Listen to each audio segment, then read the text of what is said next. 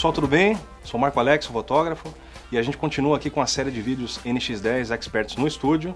E hoje a gente está aqui com o grande músico, produtor musical também, André Jung, que foi baterista do Titãs, já teve também com o Ira, quer dizer, tem toda uma história. E a gente está aqui hoje no estúdio dele para conversar um pouquinho com ele. André, tudo bem? Tudo bem. Conta pra gente um pouco aí como é que foi essa sua trajetória, um pouco da tua história. Na adolescência eu comecei a estudar música, mas de uma maneira bem como um hobby, assim, como uma atividade complementar da vida que eu levava.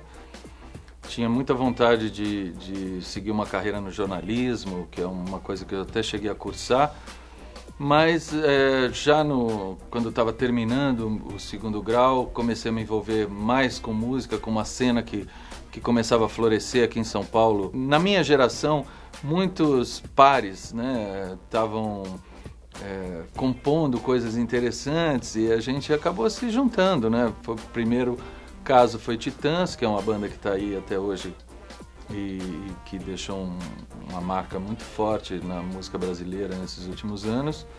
E depois fui para o Ira, onde eu lá vivi durante quase 25 anos. E graças a todo esse caminho é que eu acabei rumando para a carreira de produtor musical, que é onde eu tenho, que digamos que é a minha atividade principal hoje em dia, que vamos dizer que se beneficiou de toda essa vivência que eu tive aí na carreira musical. O que você pode falar pra gente? Quer dizer, você tem uma série de discos, você tem aí uma série de DVDs gravados também. Fala um pouco das lembranças, quer dizer, os registros que marcaram pra você, alguns pontos legais que ficaram.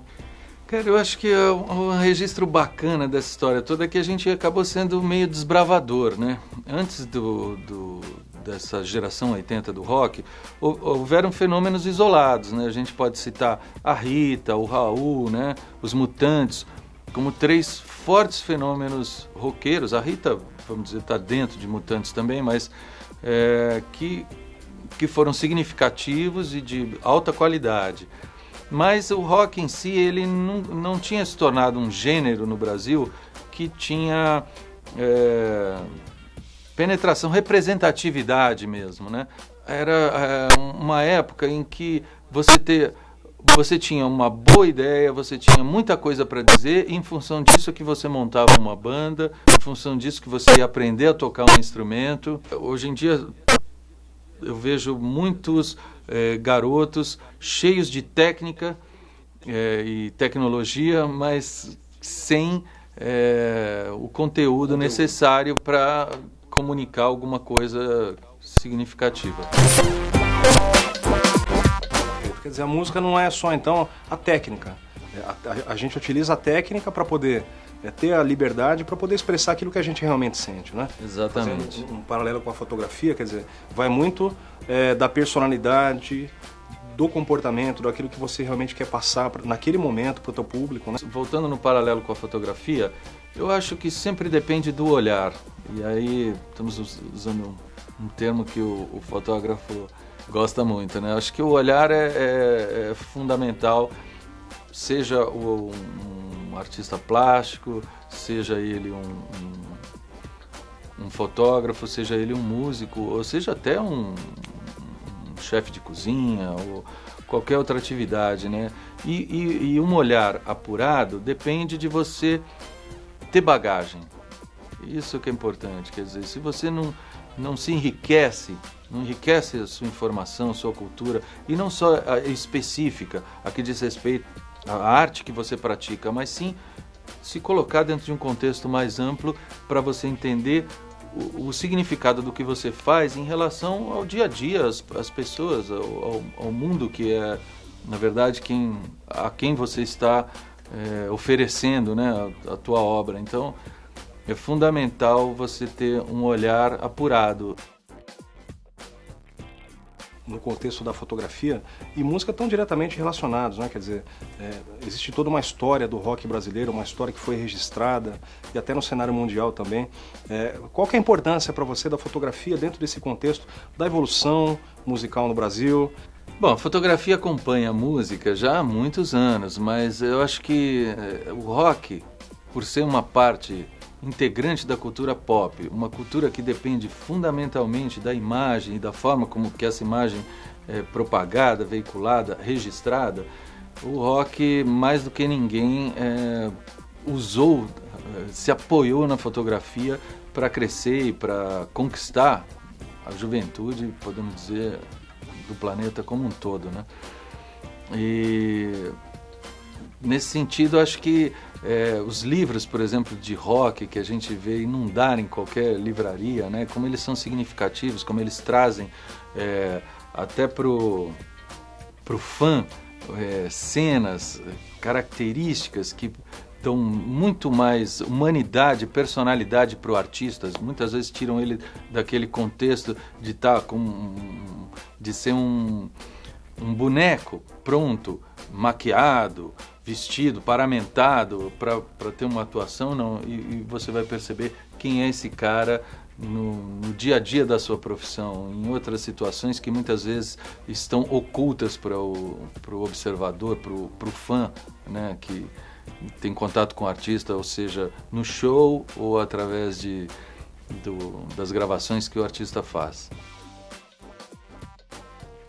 Acho que até um fotógrafo que retrata muito bem esse momento de intimidade, de trazer o artista realmente ali para aquele momento fotográfico ali, é o Terry Richardson, né? Quer dizer, ele consegue pegar cenas que poucos fotógrafos conseguiriam, até porque é um pouco daquela troca que a gente conversou, né?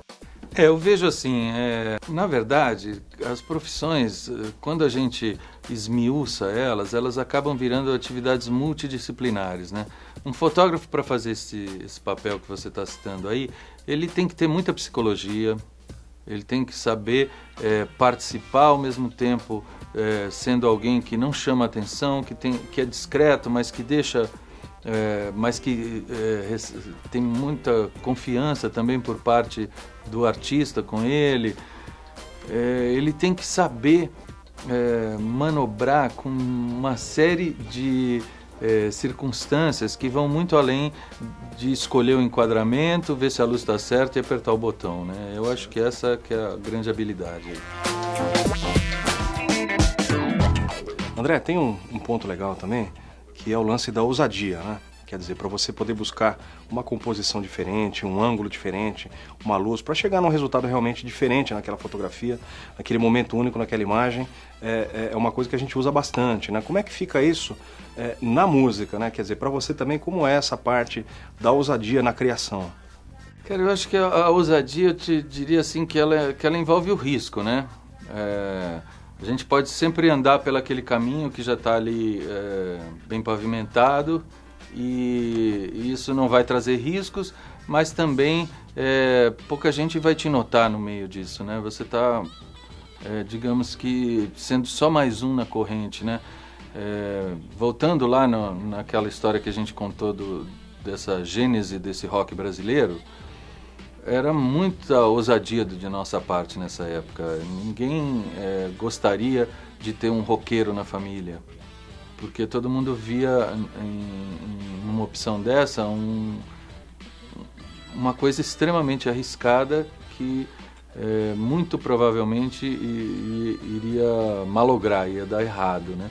E, pelo contrário, né, a gente viu que dessas bandas da geração 80, mesmo as que já terminaram, deixaram um legado para a cultura brasileira importante, né? A gente pode citar, já falamos dos Titãs, falamos do Ira, mas a gente pode citar o Barão Vermelho, os Paralamas do Sucesso, o Kid Abelha, o Capital Inicial, o Legião Urbana, tantas bandas que até hoje têm um lugar importante na memória afetiva das pessoas. Eu acho que é isso que hoje em dia a gente sente uma certa falta até, das pessoas arriscarem mais.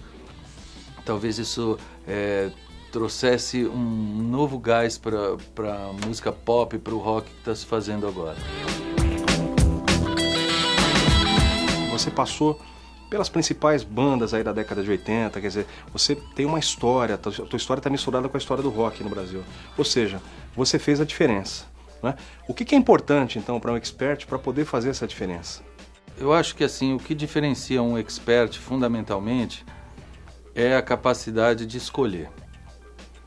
E a escolha, a gente só tem opções de escolha, só tem capacidade mesmo de avaliar qual é o melhor caminho quando a gente tem bagagem cultural, quando a gente tem cultura técnica do que a gente está fazendo, quando a gente tem boa tecnologia, atualização tecnológica para lidar bem com os meios que a gente tem à disposição. Eu acho que isso que define bem um expert na minha área de atuação. E para aquele pessoal que está querendo começar, que é o entusiasta, e aí a gente pode colocar uma mensagem que tanto vai para a música quanto para a fotografia. Qual que é a dica que você deixa aí para o pessoal hoje? A minha dica é não desistam, acreditem, pensem, observem, reflitam e escolham bem o que vocês têm a dizer e a mostrar.